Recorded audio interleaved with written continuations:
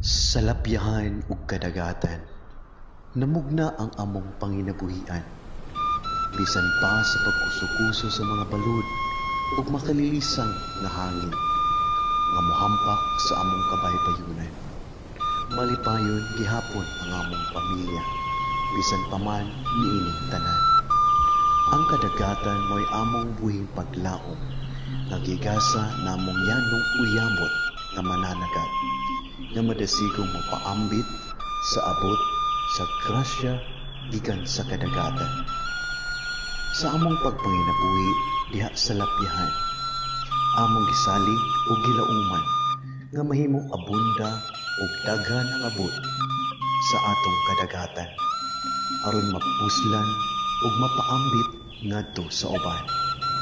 Pinaagi sa giya og lamdag sa kaitasan nga kanunay kami tabangan o gagakon diha sa kalisod ug kahuyang ug puligan uban sa grasya ug mga panalangin sa tanan ug sa kinatibuk-ang katawhan.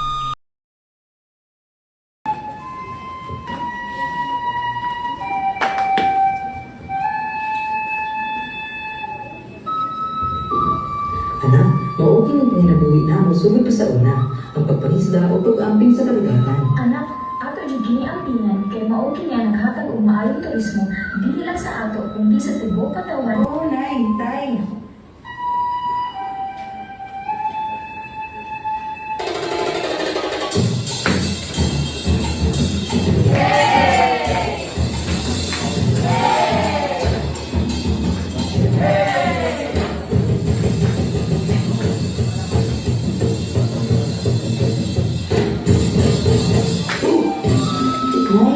Day, mas pila na ko. Sige na, pag-ayo-ayo. Inday, ato na panginabuhi. Sige ron, pag-ayo-ayo.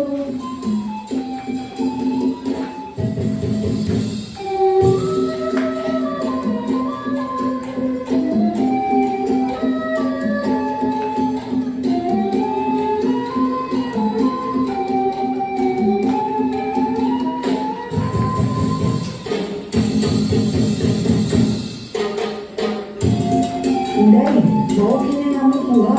Kawang painidong. Oo, Inday.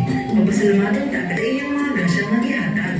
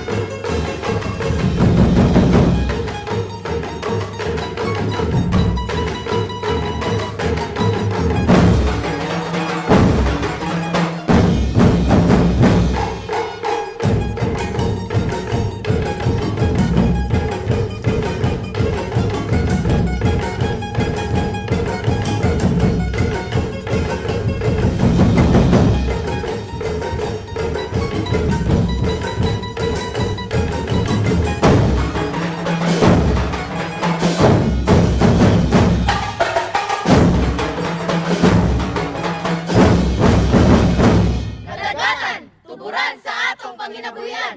Ato kadyon dinhi na dyan.